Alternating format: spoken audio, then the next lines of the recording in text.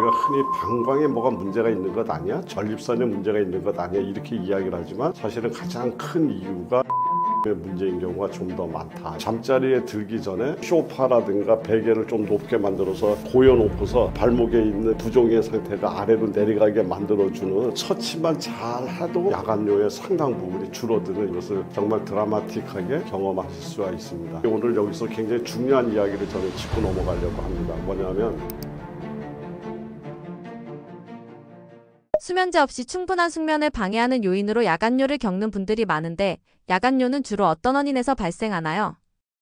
야간뇨 하면 이제 몇 가지 원인을 우선 우리가 구분지어서 생각해 볼 필요가 있는데요. 그 중에 이제 가장 첫 번째는 어쨌든 밤에 소변이 많이 만들어지는 상태, 이걸 우리가 이야기할 수 있습니다. 그러니까 우리 정상적인 사람들은요, 밤이 되면 항이뇨 호르몬, 그러니까 소변을 만들지 못하게 만드는 호르몬이 만들어지고, 그래서 신장에서 소변을 만들지 않아서 아침까지 그냥 방광에다가 소변을 이렇게 저장하는 저장 모드로 들어가는데, 만약에 이 리듬이 깨지게 되면 밤에도 나처럼 소변이 계속 만들어지는 거죠. 이제 결국은 이런 리듬을 깨지게 만들어 놓는 것들이 뭐냐면 노화로 인해 가지고 항이뇨 호르몬이라고 하는 것이 이제 감소가 되거나 또는 생활하면서 알게 모르게 겪고 있는 여러 가지 그 만성 스트레스가 우리 몸 각성 상태로 만들어서 코티졸 호르몬의 리듬을 붕괴시키는 이제 이런 결과로 오면서 깊은 잠을 자지 못하죠. 이래서 결국은 야간뇨는 우리가 흔히 방광에 뭐가 문제가 있는 것 아니야? 전립선에 문제가 있는 것 아니야? 이렇게 이야기를 하지만 사실은 가장 큰 이유가 수면 리듬의 문제인 경우가 좀 더 많다. 이렇게 우선 이야기 드리고 싶고요. 또 하나의 야간뇨를 만들어내는 또 하나의 증상 중에 하나는 신장과 심혈관이 기능이 약해진 거예요. 그래서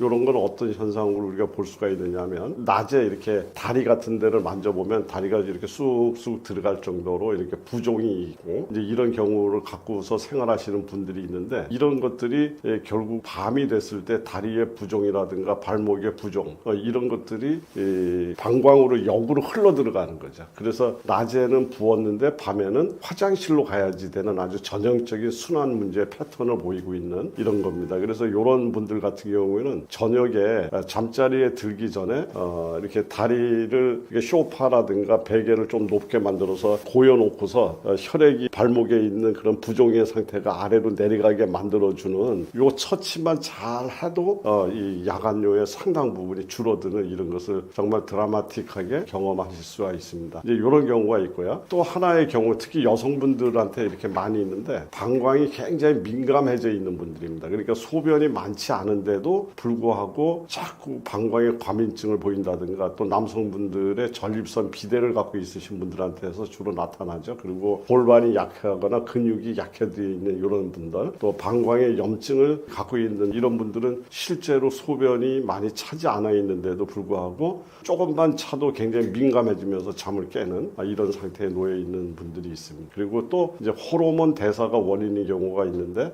이거는 대부분이 야간뇨가 보이는 하나의 대사 경고 신호다 이렇게 저는 표현을 해요. 그래서 야간뇨는 종종 후기 대사 이상을 먼저 알리는 이런 것들인데 대사 이상이라고 중에 가장 대표적인 것이 뭐냐면 혈당이 높으신 분들. 그래서 혈당이 높으신 분들이 우리 소변을 자주 본다. 당뇨가 있는 주요 증상 중에 하나가 소변을 많이 보는 걸로 되어 있는데 바로 혈당이 높으신 분들이 포도당 배출을 위해서 소변량을 증가하는 이런 것들을 우리는 호르몬 대사의 원인으로 인해서 이 소변을 자주 본다 이렇게 이야기를 하는 부분이 되겠습니다. 이제 결국은 이제 그 당과 관련된 이야기인데 인슐린 저항성, 그 다음에 앞에서도 이야기했던 그 각성 호르몬이라고 얘기하는 코티솔 호르몬의 상승, 그리고 갑상선 기능의 이상, 뭐 이런 것들이 이제 이상 신호가 생겨나면서 주로 이게 밤에 호르몬 대사와 관련된 시간이 새벽 2시서부터 보통 4시 정도 요 사이가 우리 호르몬 대사의 영향을 가장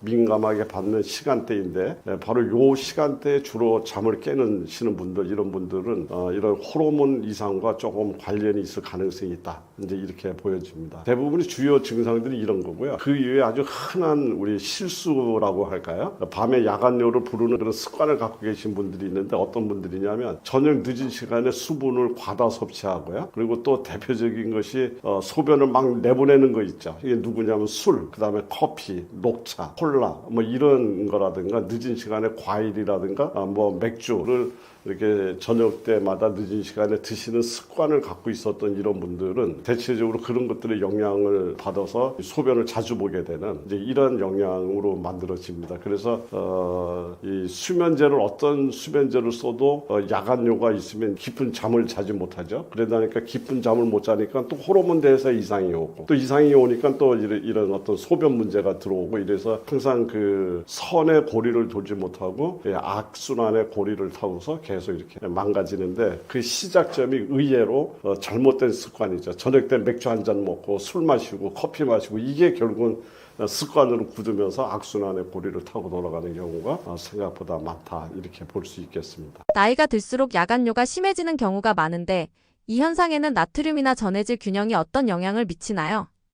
예, 우리가 이제 흔히 나트륨 하면은 소금을 얘기하는 소금의 NaCl의 아주 가장 대표적인 성분이 나트륨이라고 얘기를 하는데 우리가 소금을 먹으면 물이 먹고 싶어지듯이 나트륨이 이제 많아지게 되면 물의 저장 능력이 커지게 되고 커지게 되니까 혈액량이 늘어나고 혈액량이 늘어나면 혈압이 올라가고 뭐 이제 이런 상관관계를 갖고서 현대의학이 항상 주장하는 이야기가 많은 만성 질환 특히 혈액에 만들어내는 만성 질환의 원인을 소금이라고 보고 그 소금의 나트륨 때문에 이런 문제가 일어나기 때문에 저염식을 하는 것이 건강한 것이다. 뭐 이런 것들이 이제 우리 오랫동안 그냥 하나의 습관처럼 이제 이렇게 우리가 지금 기억하고 있는데 실제는 우리 오늘 여기서 굉장히 중요한 이야기를 저는 짚고 넘어가려고 합니다. 뭐냐면 나트륨은 우리 몸을 붓게 부종을 만들어내는 물질이 아니라 우리 몸속 안에 세포 안에 물을 머물게 만드는 앵커다.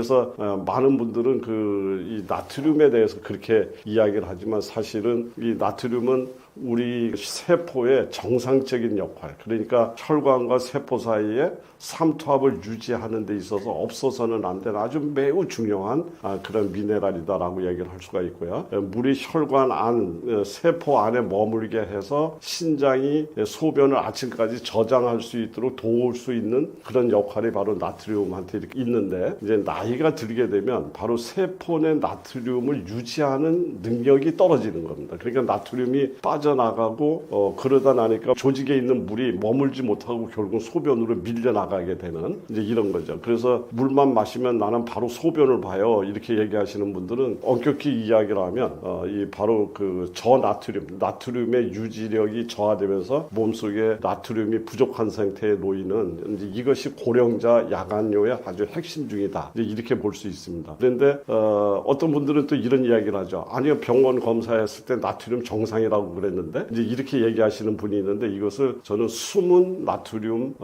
저나트륨 상태라고 이렇게 정의를 합니다. 뭐냐면 실제로는 조직 세포 수준에서는 나트륨은 갖고 있는데 이게 기능적 나트륨이 부족한 이런 상태에서 오게 되면 바로 이런 현상이 나타납니다. 그래서 낮에는 발이라든가 종아리 이런 데가 붓고 그것이 결국은 밤이면 소변으로 몰려가는, 그리고 입은 항상 마른다고 얘기하는데 물을 마셔도 개운하지 않은, 그래서 물을 저장할 수 있는 능력이 떨어져 있는 이런 분들, 이런 것을 저는 숨은 나트륨의 기능이 저하되어 있다. 그러니까 숨은 저나트륨 상태라고 이렇게 정의를 합니다. 이제 그리고 노인분들이 또 문제는 뭐냐면 우리 인체는 나트륨도 매우 중요하지만 나트륨 이상으로 중요한 여러 가지 미네랄들이 있습니다. 칼륨, 마그네슘, 염소 이런 것들은 하나의 한 팀이 돼서 우리 그 전해질을 정상적으로 만들어 놓는 하나의 팀 스포츠 멤버와 같습니다. 이런데 여기서 나트륨의 부족뿐만 아니라 칼륨이 부족하거나 또는 마그네슘이 부족하거나 염소가 부족하게 됐을 때는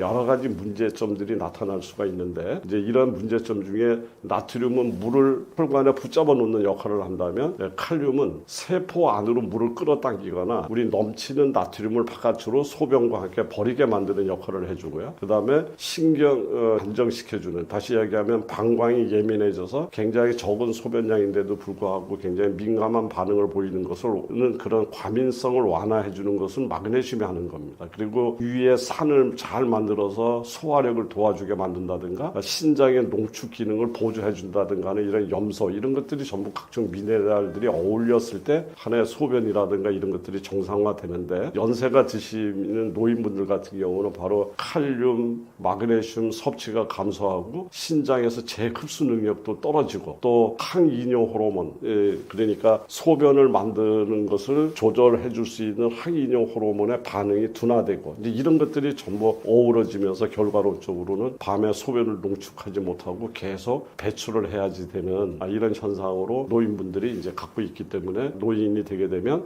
소변을, 야간뇨를 많이 보게 된다, 이렇게 이야기 드릴 수 있을 것 같습니다. 이제 이러한 측면에서 봤을 때 이 야간뇨는 신장의 노화라는 관점보다 전해질을 다루는 능력이 노화됐다, 이렇게 이야기를 하시면 조금 더 선명하게 노인분들의 야간뇨의 원인을 이렇게 볼 수 있습니다. 다시 이야기를 하자면 몸이 물을 저장하지 못하고 밤마다 버리는 쪽을 선택하게 되면 계속 그런 야간뇨가 나오는 거죠. 그래서 야간뇨는 수분 과다의 문제가 아니라 전해질이 물을 붙잡지 못하는 상태다, 이렇게 정의를 드리고 싶습니다. 야간뇨의 원인 중 하나로 나트륨 부족이라고 하는데, 일상에서 나트륨이 부족해지는 대표적인 생활 습관에는 어떤 것들이 있나요? 야간뇨를 부르는 그 나트륨 부족은 섭취 부족보다는 유지 실패해서 생기는 경우가 더 많은 것 같아요. 그렇게 된 이유 중에 하나는 특히 고령자분들이 갖고 있는 건강에 대한 신념 중에 저염식, 무염식에 굉장히 집착을 하는 거죠. 그래서 그 정도가 너무 과도해서 아주 과도한 저염식에 집착되어 있는 이런 분들이 특히 이제 고혈압이라든가 심혈관 예방을 이유로 해서 국물 음식까지도 완전히 배제를 하고 소금을 거의 사용하지 않는, 그러면서 싱겁게 먹는 것이 무조건 좋다, 이런 어떤 신념을 갖고 계신 분들이 의외로 많은 것 같아요. 그래서 이제 그렇게 됐을 경우에는 혈관 내 삼투압 유지가 이제 올바로 되지 않으면서 수분이 혈관에 머물지 못하죠. 그리고 그렇게 되면 밤에 신장에서는 저장이 불가하다고 판단을 하기 때문에 빨리 소변으로 바깥으로 내보내서 전해질의 균형을 맞춰야 되기 때문에 야간뇨가 이제 생기기 시작합니다. 특히 이러한 유형들은 어떤 분들한테서 많이 보느냐 하면 마른 체형이라든가 근육량이 아주 적은, 외모상으로도 굉장히 마르고 경직돼 있고 이런 분들한테 흔히 보이게 되는 거죠. 이제 그래서 이런 분들은 이렇게 근육량까지 적기 때문에 수분을 저장할 수 있는 저장 창고마저도 없는 분들입니다. 근데 이런 분들이 주로 저염식이 건강한 생활이다라고 아주 굳게 믿고 갖고 있는 신념에 가까운 것을 보여주는 사람들이 많다, 이제 이렇게 보고요. 또 이제 지금 겨울철보다 특히 그 여름철 같은 경우에 이렇게 보면 땀을 많이 흘리면서도 우리가 적절한 염분 보충을 하지 못해서 여러 가지 전해질 균형을 깨트리시는 분들을 볼 수가 있습니다. 물론 이제 지금 사우나나 이런 곳에서 땀을 지나치게 이렇게 흘리면서도 또 그냥 우리가 흔히 이야기하는 수분만 이렇게 보충을 하면 된다라고 생각하는데, 저는 오늘 이런 이야기를 꼭 드리고 싶어요. 우리 인체는 수분이 70%로 이루어져 있습니다라는 말을, 이제부터는 우리 몸의 70%는 소금물로 이루어져 있습니다, 이렇게 이야기하는 것이 조금 더 정확하게 우리 인체 상태를 설명하는 것이 아닌가 싶습니다. 그러니까 이거를 물 70%로 이루어져 있다고 얘기를 하니까 물만 자꾸 보충하면 우리 몸이 다 되는 것처럼 생각하지만 그것이 아니라 우리 몸에 어떠한 우리 몸에서 움직이고 있는 물은 눈물도 콧물도 하다못해 소변도 소금 없이 움직일 수 있는 물은 하나도 없습니다. 그러니까 우리 몸에 70%의 물이 존재할 수 있게끔 만들어주는 것은 수분의 역할일 뿐만 아니라 소금이 있음으로 인해서 완성이 된다. 다시 한번 강조를 드리면 우리 인체는 수분 70%가 아니라 소금물 70%라는 말을 제가 이렇게 수정해서 이렇게 알려드리고 싶다, 이런 얘기를 드리고 싶고요. 그리고 또 이 야간뇨를 많이 보시는 분들 중에서 의외로 이렇게 평상시에 야간뇨를 부채질하는 그런 식습관을 갖고 계신 분들이 많습니다. 그래서 뭐 우리나라 요즘 이렇게 보면은 카페 천국이다라고 얘기할 정도로 정말 카페가 많죠. 식사하고 나면 전부 의뢰껏 커피 마시고 전부 카페에 가서 이제 이런 단맛이 나는 음식들을, 빵을 먹고 이런 것들을 보면서 커피, 녹차, 그 다음에 단맛이 나는 빵, 이런 것들이 결국은 우리 몸 안에 들어와서 전해질 균형을 뺄 뿐만 아니라 강력한 이뇨 이뇨 작용으로 인해서 우리 나트륨 배출이 가속화되는 이제 이런 것들이 결국은 야간뇨 만들어내는 직격탄이 되지 않느냐 저는 생각을 합니다. 그래서 앞에서도 계속 강조를 합니다만은 이제 이러시면서도 많은 분들은 그냥 지나치게 맹물을 먹는 그냥 이런 순수 물을 먹는 것이 훨씬 더 좋은 수분 섭취의 습관이라고 믿고 있습니다. 그러다 나니까 이 몸속에 있는 여러 가지 나트륨 농도가 희석이 되고 희석이 되면 신장에서는 끊임없이 배출시켜서 여러 가지 몸의 균형을 맞춰야 되기 때문에 야간뇨로 연결되는 이런 부분이 있고요. 또 이제 다 어떤 경우가 있냐면 연세가 드시면서 정말 많은 약들을 드시죠. 혈압약, 당뇨약, 뭐 관절약, 위장약, 수도 없는 약들을 드시는데 이 약들이 정말 우리 인체에 들어갔을 경우에 참 많은 이뇨제 역할을 한다. 어떠한 약들이라도 다 이뇨제 역할을 하고 우리 몸에 수분을 잡아먹는 그런 아주 대단히 정말 물 잡아먹는 하마다라고 얘기할 정도로 많은 어떤 그 인체의 수분 대사 조절에 영향력을 끼치고 있는 것이 약물입니다. 그래서 어떤 경우에는 이제 이런 경우도 임상에서 있었습니다. 매일 야간뇨 때문에 불편해 하시던 노인분을 상담하는 과정에 이분은 혈압약을 매일같이 저녁 때 드시는 습관을 갖고 있다는 것을 알게 됐고요. 그래서 그분한테 혈압약을 아침에 드시고 저녁에는 약을 드시지 않게끔 만들어 드렸는데 그거 하나만 갖고도 야간뇨의 증상이 훨씬 더 줄어들었다고 이렇게 이야기하시는 분을 제 임상에서 경험을 합니다. 그러니까 이 약들을 잘못 드시게 되면 어떤 만성적인 나트륨 손실로 이어지고 그래서 결과론적으로 밤에 소변 조절에 실패를 하는 이런 거 연결될 수 있다. 그리고 고령자인 경우에 항상 우리가 강조합니다만은 이제 소식하고 소화력이 떨어지면서 영양이 특히 단백질이라든가 미네랄이 부족한 식사를 하게 되면서 근력이라든가 이런 것들을 이제 제대로 못 만들어내죠. 이제 그래서 단백질이 부족해지게 되면 여러 가지 혈관 건강뿐만 아니라 수분을 저장할 수 있는 소위 창고,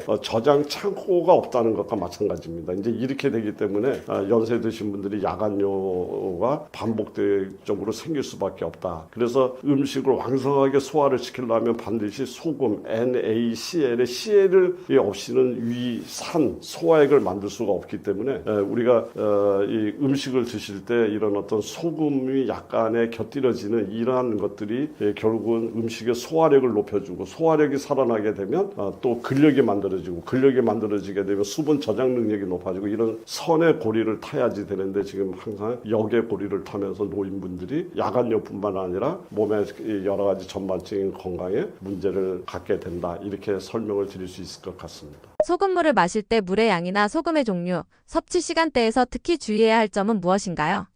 소금물을 섭취할 때 꼭 지켜야 될 핵심 요소 세 가지를 제가 강조하라고 얘기를 하면 물의 양을 무조건 많이 드시는 것만을 저는 추천드리는 것은 아니고요. 우리가 흔히 이야기하는 100에서 150ml 정도의 커피잔 수량 정도 되죠. 이제 이런 정도에다가 소금을 이렇게 희석을 해서 이렇게 정도 드시는 것을 권유합니다. 그러니까 그냥 큰 병에다가 소금을 섞어서 그냥 수시로 마시는 이것보다는 100ml에서 150ml 정도의 이렇게 해서 나트륨을 희석해서 드시는 것이 좋다 이렇게 얘기를 드리고요. 그 다음에 소금이라고 얘기를 하니까 모든 소금이 다 똑같으냐 그렇지 않습니다. 그래서 항상 그랬듯이 우리는 지금 소금으로 인해서 여러 가지 건강 문제 이상이 생겼다고 이야기하는 그 자체가 잘못된 소금, 정제염으로 인한 피해 때문에 지금 많은 정상적인 소금의 문제가 이제 왜곡돼 있었는데 그래서 마찬가지로 정제염은 피한다. 이것이 가장 중요한 것 같습니다. 그래서 정제소금, 맛소금 이런 것들은 피하고 미네랄이 살아있는 소금, 그러니까 천일염이라든가 죽염이라든가 미네랄 소금들을 이렇게 이제 추천을 드리고요. 그것은 나트륨뿐만 아니라 칼륨, 마그네슘 또 그 이외에 여러 가지 미네랄들이 우리 인체 건강에 매우 중요한데 이것을 소금을 통해서 우리가 지금 얻어들이고 있는 거기 때문에 단순히 소금이라는 이름의 정제소금, 맛소금을 이야기해서는 안 되고요. 미네랄이라든가 우리 인체가 필요로 하는 모든 이런 성분들을 함유하고 있는 소금을 적극적으로 추천드린다 이렇게 이야기를 드리고요. 그리고 소금은 아침, 점심, 저녁 어느 시간대에도 드실 수는 있습니다. 그러나 가급적이면 아침 기상 직후에 우리 몸이 배출하고 우리 몸이 해독하는 시간이기 때문에 아침 기상 직후에 소금물을 드시는 것을 1차 권유드리고요. 그리고 이 저녁 시간에 드시는 것은 가급적이면 많은 양이 아니라 적은 양의 소금물을 드시는 습관으로 이렇게 그렇게 드시는 걸 추천드립니다. 야간뇨 때문에 수면제를 고민하는 분들에게 약사님께서 생활습관 측면에서 꼭 먼저 점검해 보라고 권하고 싶은 부분은 무엇인가요? 야간뇨 때문에 참 고민이 많으시죠. 야간뇨는 수면의 문제가 아니라 낮에 마셨는 수분, 염분, 그리고 각성이 되는 하나의 습관, 이것이 결국은 밤에 드러난 결과다 이렇게 볼 수가 있습니다. 그래서 먼저 생활 리듬, 어떤 스트레스 관리 이런 것들을 잘 정리하는 것이 좋고요. 물도 총량보다는 언제 마셨는가 이런 것들에 대해서도 좀 더 우리가 체크하고 수정할 것 있으면 수정해야지 된다. 그래서 염분은 너무 문제가 많은, 건강에 문제가 많은 거니까 피한다라는 개념보다는 소금이 없이는 우리 몸 안에 수분을 붙잡을 수 있는 능력이 없다라고 생각하시고, 제가 지금 이야기 드리는 것은 짜게 드시라는 것을 강조하는 것이 아니라 우리 인체에 반드시 필요한 적정량의 소금을 공급받는 것이 매우 중요하다는 이야기를 드리고 싶습니다. 그리고 이 카페인이라든가 알코올이라든가 이런 것들을 특히 오후 시간 이후에 이렇게 드시게 되면 전부 다 우리 몸 안에서 수분을 바깥으로 배출하기 위해서 소변량을 늘려내는 이러한 작용을 갖고 있는 거기 때문에 이렇게 야간요해 때문에 심히 드신 이런 연세 드신 분들께서는 이렇게 점심시간이 지나게 되면 카페인과 알코올은 가급적이면 삼가하는 걸로 이런 습관을 들이면 참 좋겠다 이렇게 생각이 듭니다. 잠을 못 자면 치매가 걸린다, 뭐 이런 생각을 좀 해보신 분들도 있지만 또 안 해보신 분들도 많으실 거예요. 내가 잠 못 자서 억울한데 치매까지 온다고 이렇게 생각하실 수도 있는데, 먼저 좀 치매에 대한 얘기를 정의를 좀 더 먼저 해드릴게요. 치매는 우리가 기억을 하고 사고를 하는 그러한 부분, 뇌의 그러한 부분 기능이 손상된 이 질병이 바로 치매라고 할 수 있습니다. 근데 우리가 뇌에 물리적인 충격을 받아도 이제 뇌가 손상이 되지만 잠을 못 자도, 좀 하루 이틀이 아니라 지속적으로 잠을 못 자도 치매 위험에 노출될 수 있습니다. 그 이유가 뭐냐면은 우리가 잠을 자는 동안에는 뇌의 청소 시스템이라고 하는 글리프 시스템이 작동이 돼요. 그때 우리가 치매 유발 물질인 베타 아밀로이드나 타우 단백질 같은 뇌의 독성 물질들이 청소가 되고 배출이 됩니다. 근데 잠을 지속적으로 못 자게 되면 이런 뇌의 독성 물질들이 청소가 제대로 되지 않게 되는 거죠. 그렇게 되면 뇌에 이런 물질들이 축적이 돼서 뇌 손상을 일으킨다, 이렇게 생각해 주시면 될 것 같고요. 그리고 또 한 가지는, 우리가 예전에는 이 잠의 중요성을 잘 모를 때는 시험 공부를 막 밤새도록 하면은 시험을 잘 보고 잠을 줄여서라도 막 공부를 해야 된다, 뭐 이런 얘기들이 있었지만 요즘은 안 그렇잖아요. 잠의 중요성에 대해서 이야기할 때 오히려 잠을 잘 자는 학생들이 또 공부도 잘한다, 이런 얘기를 이미 많은 분들이 알고 있어요. 그 이유가 잠을 잘 때 우리가 기억 장치가 활성화가 된다는 거예요. 우리가 낮 동안에 많은 정보들을 받아들이잖아요.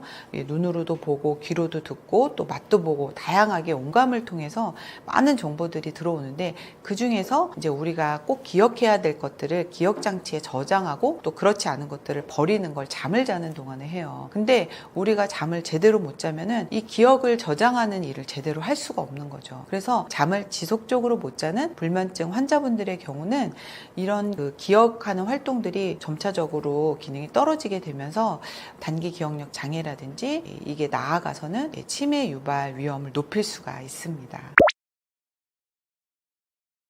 나이 드는 것도 억울한데 불면증까지 온다, 너무 억울하죠, 그죠? 근데 실질적으로 이제 저도 많은 환자분들을 상담을 하는데 연세가 드신 분들이 주로 이제 불면증을 많이 호소를 해요. 어떻게 보면 자연스러운 현상일 수도 있죠. 왜냐하면 우리가 잠을 잘 자고 죽음에 이를 수는 없으니까 점점 더 잠을 못 자면서 이제 죽음까지 가는 거라고도 보실 수는 있어요. 그러나 이제 어떤 분들은 같은 나이에서도 잠을 잘 주무시는 분들도 있고 잠을 잘 못 주무시는 주무시는 분들도 있거든요. 이제 이런 어떤 노인의 불면증에 대해서는 여러 가지의 의견들이 있습니다. 뭐냐면 뭐 노화 자체다 뭐 이런 분들도 있고, 또 하나는 호르몬 부족이다, 뭐 아니면은 뭐 근육이 없어서다, 아니면 간 기능이 떨어져서다, 아니면 심장 기능, 아니면 뭐 여러 가지 대사 기능 뭐 이런 것들이 떨어져서다라고 하는데, 그러한 것들이 귀결돼서 하나의 원인으로 지목되는 게 바로 뇌의 혈액 부족과 수분 부족이라고 할 수 있어요. 그 이유가 뭐냐면 우리 몸은 이 70%가 수분으로 되어 있잖아요. 그런데 태어나서는 한 80% 정도 된다고 합니다. 그러니까 아가들은 너무 잘 자는 거예요. 근데 나이를 들어가면서 우리가 수분을 점점 잃어가요. 그래서 죽기 전에는 50% 이하가 되면 이제 사망에 이른다고 합니다. 그런데 우리의 이 신체적인 부분에서의 수분 부족도, 탈수도 진행이 되지만 뇌도 마찬가지라는 거죠. 그래서 꾸준히 뇌의 건조와 이 탈수가 시작되면서 잠을 못 자게 되는 아주 원인이 되는 거거든요. 그렇다 보니까 이제 어떤 분들은 잠을 좀 잘 자고, 동일한 연세에서도 또 노인분들 중에는 또 잠을 또 아예 못 자는 분, 또 잠을 잘 자는 분, 이렇게 좀 나눠져 있어요. 왜냐하면 동일한 연령대에도 평소에 이제 체수분 관리, 또 혈액 관리, 또 이 심장으로부터 뇌로 올려주는 어떤 혈액 순환이 잘 되는 분들, 이런 분들 같은 경우는 같은 동일한 나이대에서도 잠을 잘 주무시는 경우가 있긴 합니다. 그래서 노인분들의 경우 잠을 좀 더 잘 주무시기 위해서는 뇌를 어떻게 할까 이런 생각보다는 평소에 전신에 혈관 관리를 잘 해주시면 되는데요. 그 방법은 평소에 근력도 챙기시고 수분 섭취도 열심히 해주시고, 또 피를 잘 만들 수 있도록 영양 섭취도 잘 해주시고, 이렇게 노력을 하시면 같은 나이대에서도 아마도 잠을 잘 주무시는데 도움이 되실 거라고 생각이 듭니다. 불면증 환자들을 제가 자주 만나고 있는데요. 사실은 저도 심각한 불면증 환자였잖아요. 그래서 이제 꼭 했으면 좋겠다라고 하는 꿀팁을 말씀을 드리면은, 아까도 제가 말씀드렸지만 불면증은 이 뇌의 문제라기보다는 전신의 혈관 근육의 문제다라고 말씀을 드렸어요. 그래서 잠은 결국에는 전신의 건강 종합 점수가 양호해야지만 받는 선물이에요. 그러니까 뇌 건강 따르고 내 육체 건강 따르고 이렇지 않거든요. 그래서 그러면 나의 건강 점수를 어디서 확인할 수 있느냐? 요즘 이렇게 뭐 건강 검진도 비싼 돈 주고 받으시지만은 가정용 인바디라고 있습니다. 인바디를 이렇게 들여다 보시면 아주 많은 유익한 정보들을 좀 보실 수가 있는데요. 그 중에 하나가 체수분량과 근육량이에요. 인바디의 이 체수분량과 근육량을 보시면, 아, 내가 체수분이 어느 정도 있고 또 혈액량이 대략 어느 정도 부족하냐 아니면 충분하냐, 이런 것도 보실 수가 있고요. 그리고 근육이 굉장히 발달한 분들 같은 경우에는 순환이 당연히 잘 되겠죠. 근육이 많은데도 불구하고 혈액순환이 잘 안 된다, 이거는 있을 수가 없는 거거든요. 그래서 근육량과 체수분량을 이렇게 좀 보시면은 아마도 이제 현재 나의 건강 상태를 좀 확인을 하실 수가 있어요, 데이터로. 그리고 또 하나는 이제 내가 열심히 운동을 하고 뭔가 순환에 도움되는 것들을 많이 하고 있고 물도 열심히 먹고 있지만 현재 내가 하고 있는 노력이 얼마만큼 실효성이 있느냐, 이 부분도 계속 확인해 나가면서 조금씩 점수를 올려가는 게 중요하거든요. 인바디에 보면 또 인바디 점수라는 총점이 있습니다. 그래서 오늘 내가 점수가 뭐 70점이다 하면 열심히 운동하시고 수분 잘 챙겨 드시고 노력을 하셔서 조금씩 점수를 올려가다 보면 또 잠도 더 잘 잘 수 있는 몸으로 되지 않을까, 이렇게 생각이 드립니다.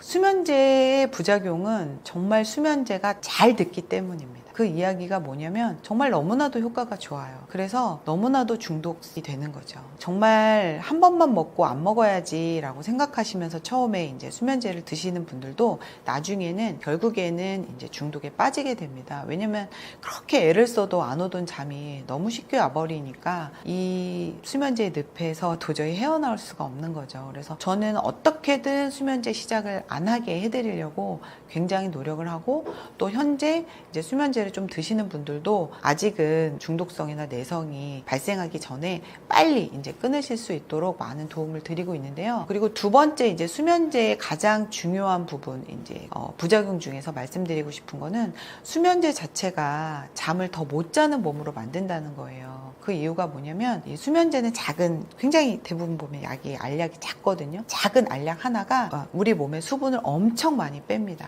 제가 수분 섭취를 굉장히 중요하게 말씀을 드리는데, 탈수를 어마어마하게 일으키고요. 또 하나는 행복 호르몬이라는 세로토닌과 잠을 자게 하는 숙면 호르몬인 멜라토닌을 만들 수 있는 영양소를 많이 소실시킨다는 거예요. 그렇게 되면 먹으면 먹을수록 수면제를 장기간 먹으면 먹을수록 세로토닌을 만드는데도 어려워지고 멜라토닌을 만드는데도 어려워집니다. 그렇게 되면 행복 호르몬이 없으니까 기분이 늘 우울해지고 나아가서는 우울증도 올 수 있고요. 또 낮에 만들어진 세로토닌을 가지고 밤에는 멜라토닌이라는 수면 호르몬을 만드는데 낮에 행복하지가 않으니까 밤에 또 잠이 안 오는 거예요. 그래서 서로 어떤 나쁜 악순환을 하게 되는 거죠. 행복해야 잠이 오는 이게 선순환인데 불행하면서 잠이 안 오고 잠이 안 오니까 또 불행해지고 이런 악순환을 하게 되기 때문에 한번 수면제라는 늪에 빠지게 되면 영원히 이제 헤어나올 수 없고 스스로는 절대 잠을 잘 수 없는 몸이 된다는 거죠. 그리고 두 번째는 아까도 제가 말씀드린 그 뇌의 그 청소 시스템, 글리폰 시스템이 수면제를 먹고 자는 잠에는 잘 작동을 하지 않아요. 그래서 대부분 수면제만 오래 드셔도 치매의 위험에 다 노출이 되고요. 많은 분들이 수면제 드시면서 이제 말씀하시는 게 기억력에 문제가 많이 온다. 그리고 여러 가지 종합적인 사고 판단이 굉장히 어려워진다. 이런 말씀을 많이 하거든요. 그래서 나중에 나이가 들어서 치매가 오는 건 두 번째고 이 사고 기능과 인지 기능이라든지 이런 부분, 기억력 부분들이 굉장히 많이 손상이 됩니다. 그래서 이러한 부작용 때문이라도 수면제 선택을 최대한 안 하셨으면 좋겠습니다.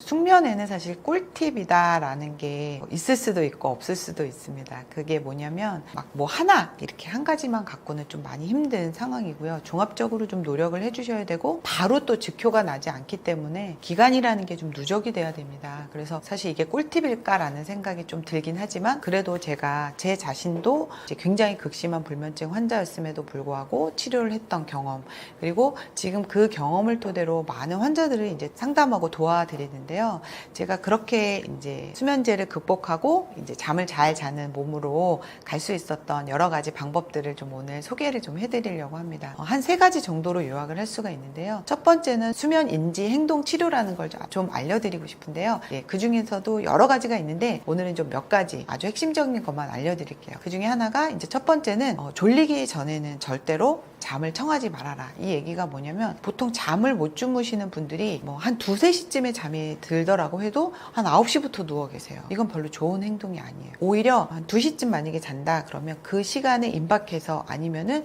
그 시간 살짝 지났을 때가 잠을 청하는 게 훨씬 도움이 됩니다. 그리고 두 번째는 낮잠을 안 주무시는 거는 다 기본으로 알고 계시잖아요. 근데 낮에 그냥 이렇게 눈을 감는 것조차도 별로 안 좋습니다. 우리 인체는 눈을 감는 것도 잠으로 이렇게 그냥 간주해 버릴 때가 있거든요. 그래서 낮에는 최대한 눈을 감거나 낮잠은 절대 안 주무시는 게 좋고요. 그리고 세 번째는 평소 내가 잠을 못 자서 이런 분들이 있어요. 이제 잠이 깨도 그냥 아쉬워서 좀 더 누워 계시는 분들이 있는데 오히려 그렇게 하지 마시고 부족하게 자더라도 조금 더 빨리 일어나시는 거예요. 이러한 이제 이 3가지가 어떤 거냐면 수면의 압력, 수면 압력이라고 하거든요. 수면의 욕구 이런 것들을 극대화시킵니다. 이러한 것들이 어떤 효과를 내냐면 잠을 들이는 시간, 즉 인면 시간을 굉장히 짧게 만들어요. 이게 엄청 중요한데요. 우리가 예를 들어서 12시에 잠드는데 10시부터 누워 있잖아요. 그러면 그 기다리는 2시간의 마음이 과연 평화로울까요? 그렇지 않거든요.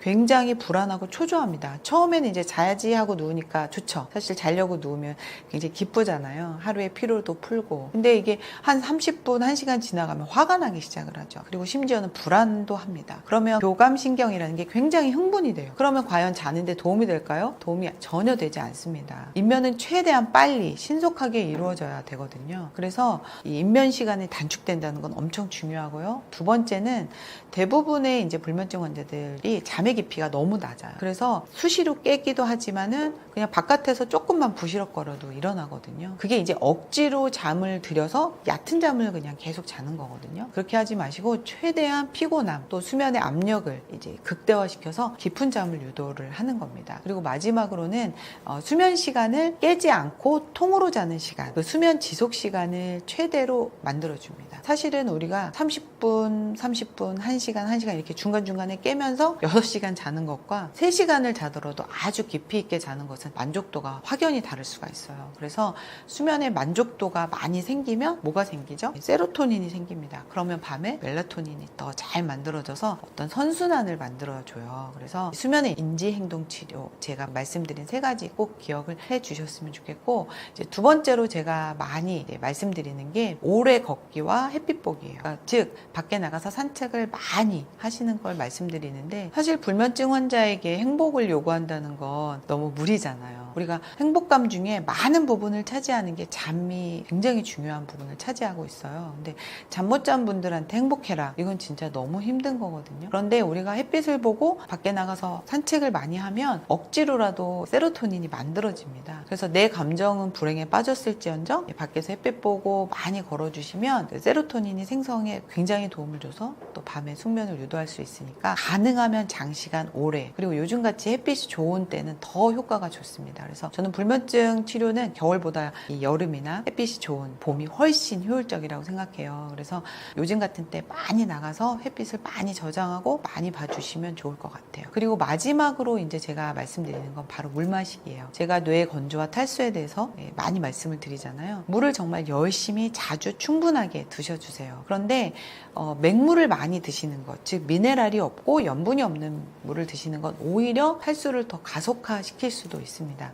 그 이야기는 뭐냐면, 우리가 먹는 물은 만약에 아무 미네랄이나 염분이 없는 물을 마신다고 해도 이 밖으로 나가는 물, 즉 소변으로 나가거나 땀으로 나가거나 우리 몸 밖으로 배출하는 물들은 다 미네랄과 염분을 가지고 있는 물들이에요. 그렇게 되면 우리 몸속 내부의 미네랄과 이 염분의 농도가 점점 희석될 수가 있잖아요. 그것을 방지하기 위해서 우리가 가지고 있는 총 수분량을 줄입니다. 결국 탈수가 더 가속화된다는 거죠. 그걸 방지하기 위해서는 우리 인체의 미네랄과 굉장히 유사한 어떤 미네랄 조성을 가진 물, 그리고 일정량의 염분, 체액과 유사한 염분을 가진 소금물을 드시는 게 좋고요. 그리고 물을 또 제가 많이 드시라고 했더니 그냥 뭐 자기 전에 임박해서 많이 드신다던가, 한꺼번에 많이 드셔서 탈이 나게 한다던가, 신장이 안 좋아서 걱정을 하시는 분들이 있더라고요. 물 드시는 가장 좋은 방법은 시간대별로 시간 나눠서 입을 적신다는 느낌으로 자주 드셔주시는 게 좋아요. 한꺼번에 다량의 물을 마시는 거는 당연히